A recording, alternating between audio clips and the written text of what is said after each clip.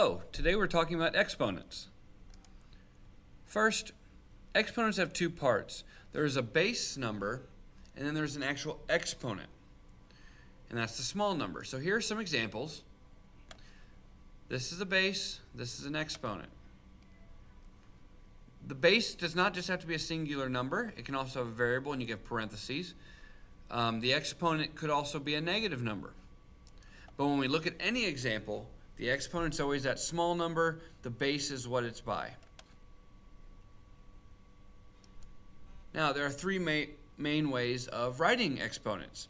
First is exponential form, which is what we just looked at. You have a base with an exponent. So 2 to the power of 5. Expanded form is when you take that base and write it out that many times as listed in the exponent and use multiplication. So that's 5 2's multiplied together. Standard form is just the value of that. So 2 times 2 times 2 times 2 times 2. If you have something like this that says 3 squared n to the power of 4, that means you have 2 3's and 4 n's all being multiplied together.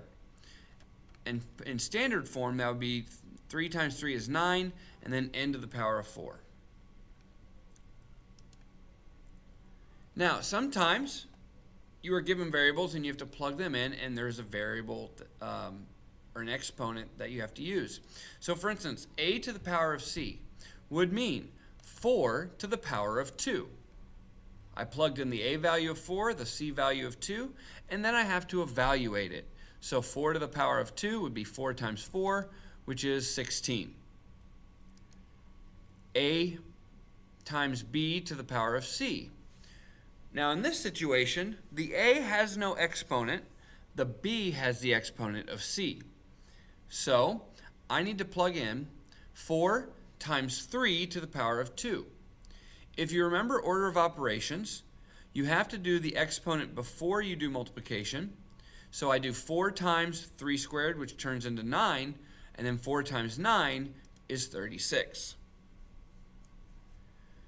Last problem, a plus c to the power of b. Well, you plug in the numbers that you have. So a is 4, c is 2, and b is 3. So I do 4 plus 2 to the power of 3. Well, in this case, parentheses comes first. So you have to do what's inside the parentheses for order of operations. You do 4 plus 2, and that gives you 6 to the power of 3. And then if you type that into your calculator, just do 6 times 6 times 6, and your answer will be 216. Negative bases and exponents.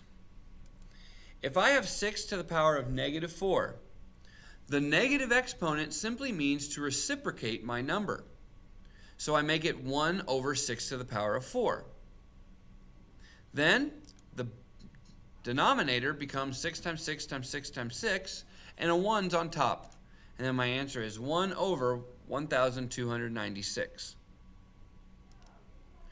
I hope this has been helpful, and as always, thank you for using Seyer Mathematics.